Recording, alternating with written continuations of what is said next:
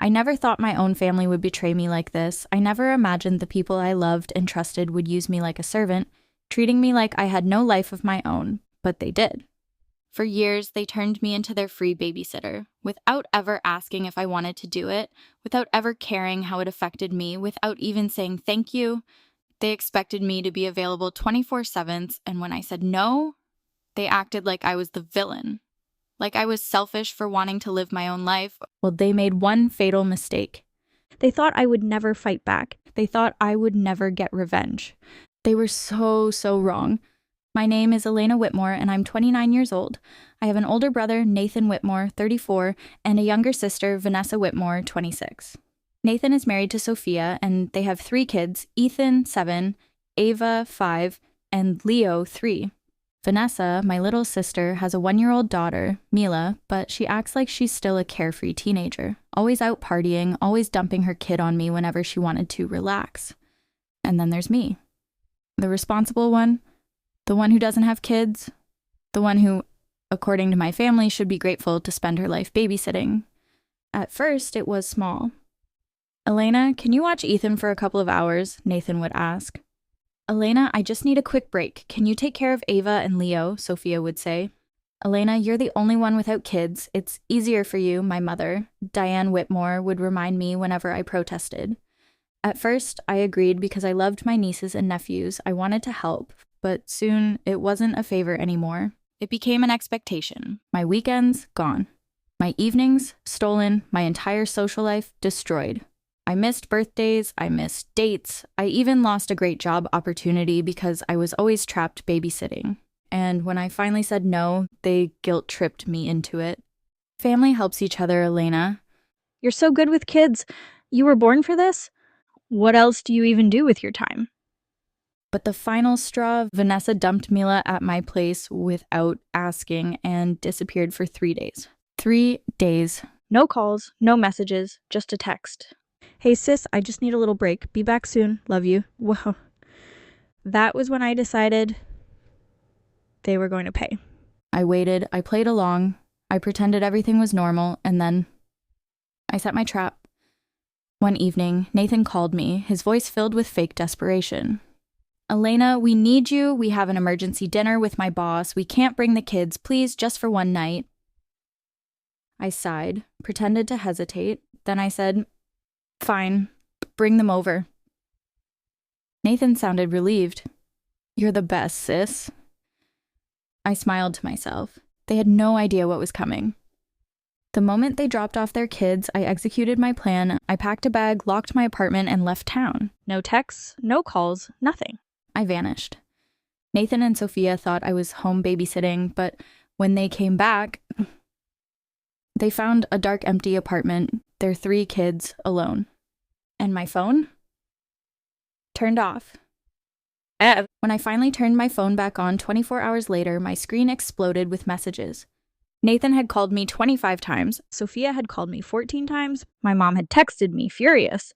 And Vanessa just sent one text. OMG, I love this for you, LMAO. That made me laugh.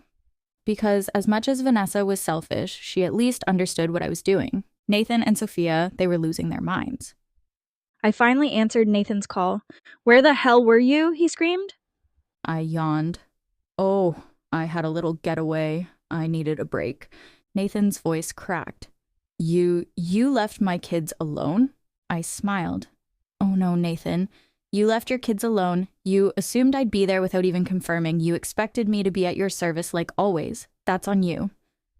Silence. I let my words sink in before I delivered the final blow.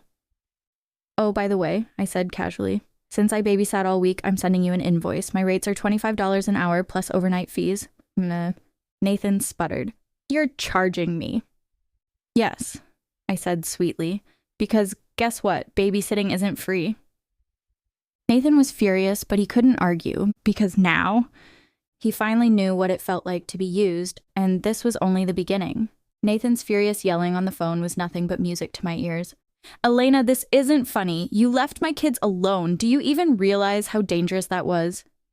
I smirked. Oh, the irony. Oh no, Nathan, I replied, my voice dripping with sarcasm. You left your kids alone. You didn't even bother to check if I was home. You assumed I'd be there like always, ready to drop everything and babysit. Like I'm your personal nanny, that's on you. There was a long silence. I knew he was struggling to come up with a defense, but he had nothing. Then I twisted the knife. I'll send you my invoice, I continued. It's $25 an hour plus an overnight fee. Nathan's voice cracked. You're joking. I checked my phone screen, pretending to calculate. Nope. I watched them for about 20 hours total. That brings us to $500. You can pay me via Venmo, PayPal, or bank transfer. Nathan exploded. You're charging me for your own family? I smiled sweetly. Yes, Nathan. Babysitting isn't free. Then I hung up. For the first time in years, I felt powerful. Nathan was furious, but he couldn't argue because he knew I was right, and this was only phase 1 of my plan. The next morning, my mom called. Elena, what the hell did you do? Nathan said you abandoned his kids? I sighed dramatically. Oh, I abandoned them? That's interesting. Did Nathan mention how he dropped them off without even asking me? Did he tell you he just assumed I'd be home, waiting, like some on-call nanny? Silence. Then my mom huffed. Well, I mean, you could have handled it better. There it was. The classic guilt trip, The subtle way of making it my fault. but not this time. I could have handled it better. I let out a cold laugh. Mom, I have been handling it for years. I have been the unpaid, unappreciated babysitter while you and Dad let them walk all over me. But guess what? I'm done. Elena, don't be dramatic. No, Mom, I cut her off. From now on, if Nathan or Vanessa need a babysitter, they can hire one. My services are no longer available. Mom started to argue, but I hung up. It felt amazing. For the first time in my life, I set a boundary, and I wasn't going to let them break it. A few days later, Nathan texted me again. Nathan, hey, so we really need a babysitter this weekend. We'll pay you. I smirked. He finally got the message. I replied, $30 an hour plus late night fees. He argued. He tried to haggle, but in the end, he paid. For the first time ever, Nathan and Sophia treated me like an actual professional. They respected my time because now it had a price. But I still had one more lesson to teach them, and it would be the most satisfying one yet. A month later, my sister Vanessa showed up at my door looking exhausted. I need you to watch Mila, she said, her voice desperate. I'll pay you, please. I raised an eyebrow. I thought you said I had no life and I should be happy to babysit for free. Vanessa swallowed hard. I was wrong, okay? I get it now. Mila is a lot. I tilted my head, pretending to think. I don't know, Vanessa. I mean, I have a busy schedule these days. She begged, and it felt so damn good. Eventually, I agreed, but under my terms. And that's when I hit them all with my final revenge. Nathan, Sophia, and Vanessa now pay me every time they need a babysitter. But I didn't stop there. I made sure that they knew how hard parenting actually was. Every time they dropped their kids off, I made sure they picked them up exactly on time. If they were late, I charged them extra. If they complained, I reminded them this is what I dealt with for years. And the best part? One day, Sophia slipped up. I don't know how you did it for so long, she muttered. I would lose my mind if I had to do this all the time. I just smiled. Now you understand, I said. And that was the moment I knew I won. But I wasn't quite done yet. There was still one final move left to make. And it would be my sweetest victory yet. Nathan and Vanessa had finally realized what I had endured for years. They finally understood how exhausting it was to constantly be on call, to be treated like a free nanny, and to have their personal lives sacrificed for someone else's responsibilities. But there was still one final lesson they needed to learn, because I wasn't just going to teach them a lesson, I was going to make sure they never forgot it. It was my mother's birthday, and she insisted on having a big family dinner. I knew this was my moment. I arrived at the restaurant looking radiant, refreshed, and stress-free. The moment I sat down, Vanessa groaned. Elena, you're so lucky, she said. I feel like I haven't slept in a year. I smiled sweetly. Oh? I thought being a mom was easy? She shot me a glare. Okay, I get it. You were right. Nathan chimed in. Yeah, we all get it. We treated you like crap. I pretended to be shocked.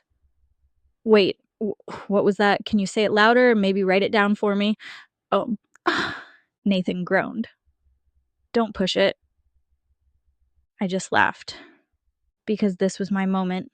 My mother, sensing the tension, tried to smooth things over. Elena, now that things have settled, why don't you help out again? She said with a sweet fake smile. I just stared at her, then I pulled out my secret weapon. My phone. And I tapped play. The entire table fell silent because what I had just played was a recording of one of my mother's guilt trips. Family helps each other, Elena. You have no kids. You have nothing else to do. Stop being selfish. Then I played another recording. Nathan's voice smug and dismissive. Why would I waste money on a babysitter when I have you? And then another. Vanessa laughing, saying, Ugh, you're basically our unpaid nanny. Just accept it. Silence, pure horrified silence. They knew what I had done. I had recorded them. Their own words, their own manipulations, and I had receipts. I looked up at them, smiling. Oh, don't worry, I said. I wouldn't dare post this on social media. That would be cruel. Untrue. My mother looked pale. Elena, I leaned forward. But now, at least, you can't pretend you don't remember saying those things. They had nothing to say. I put my phone away and enjoyed my dinner. Because for the first time in years, I was truly free. But I wasn't quite done yet. I had spent years being their unpaid servant, their backup plan, their human doormat. Now I was going to make damn sure they felt the sting of what they had done. After the awkward dinner, my mother tried to act normal. She even sent me a text later that night, pretending like nothing had happened. Mom, Elena, let's put the past behind us. We're family, after all. I smirked. I replied with a single text. Me. Babysitting services are $35 an hour now. Let me know if you need to book in advance. She never replied. The next few weeks were glorious. Nathan and Sophia struggled without their free nanny. They were burning through their savings, paying for daycare and babysitters. Vanessa had no choice but to be a full-time mother. The partying, the late nights, the carefree attitude, all gone. And the best part, one day, Sophia cracked. She called me out of nowhere, sobbing. Elena, I don't know how you did it for so long, she whispered. I would lose my mind if I had to do this forever. I grinned. Now you understand, I said. She apologized, actually apologized. She told me she regretted using me, regretted taking me for granted, and for the first time, I believed her. But that didn't mean I was going to help them again. No, they had dug their own grave. And now, they had to live in it. It's been 6 months since that night. Nathan, Vanessa, and my parents have completely stopped asking me for favors. They know better now. I'm still close with my nieces and nephews. I love them to death. But now, if I choose to babysit, it's on my terms. And if anyone dares to ask me for a free favor, I just remind them, babysitting isn't free, and neither am I.